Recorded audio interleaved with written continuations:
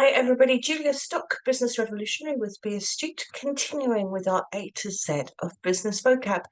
This week we're up to M, and we're going to talk about marketing, which is something again where it feels a little bit like telling Granny to suck eggs.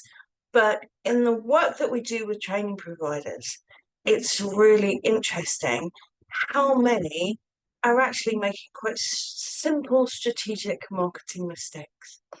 Take your website. What is its point and purpose? And a lot of people don't necessarily think about that at the time that they conceptualize and design their site. Why is it there? Who is your target market for that website? Is it your stakeholders? Is it potential employers? Is it potential learners? Those three different target markets have very different information needs and need different marketing messages in order to get them to engage with you. So actually, that can create quite a complex communication challenge. And actually, if you look objectively at a lot of training provider websites, don't look at the competition.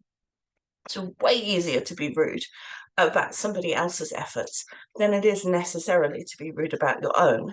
But then once you've been rude about everybody else's, it's easier to come back and go, oh, ours is the same. If the point and purpose is to attract learners, you need learner attractive content. If the point and purpose is to attract employers, those marketing messages are completely different. And in a number of cases with training providers that I have observed over the years, they're not nearly specific enough in terms of who those target markets are. Which employers are we looking for? That's tougher when you're quite a general provider, much easier when you have a niche. But then why don't you have a niche? It's harder to demonstrate why you're better than the competition if you don't have a niche. Why should I pick you as opposed to picking them? And that fundamentally is the point of our marketing message. What are the reasons why somebody should use you? Now, in a lot of cases, we use our Ofsted grading to do some of that work for us. We're outstanding, we're good, great. But what does that actually mean for me, the employer, or me, the learner, or me, the stakeholder? Why should I engage? Lots of people will talk about themselves endlessly. That's lovely, but I don't care about you. I care about me. The what's in it for me is really important within marketing. Why should I use you? Why should I use you? Why should I use you?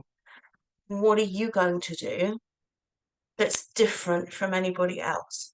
And that Ofsted grade can give credibility to what we're saying, but ultimately isn't the reason why people choose to purchase. They're interested in the subjects that we're delivering, and what they're interested in our competence in delivering those subjects, and they're interested in what the overall experience is going to be like. So how much social proof do you have on your site? How many testimonials from employers, from learners, talking about that experience? Now, yes, everybody can produce those testimonials. So what's unique about you? What are the things that you're particularly proud of? What's the coolness in what you do?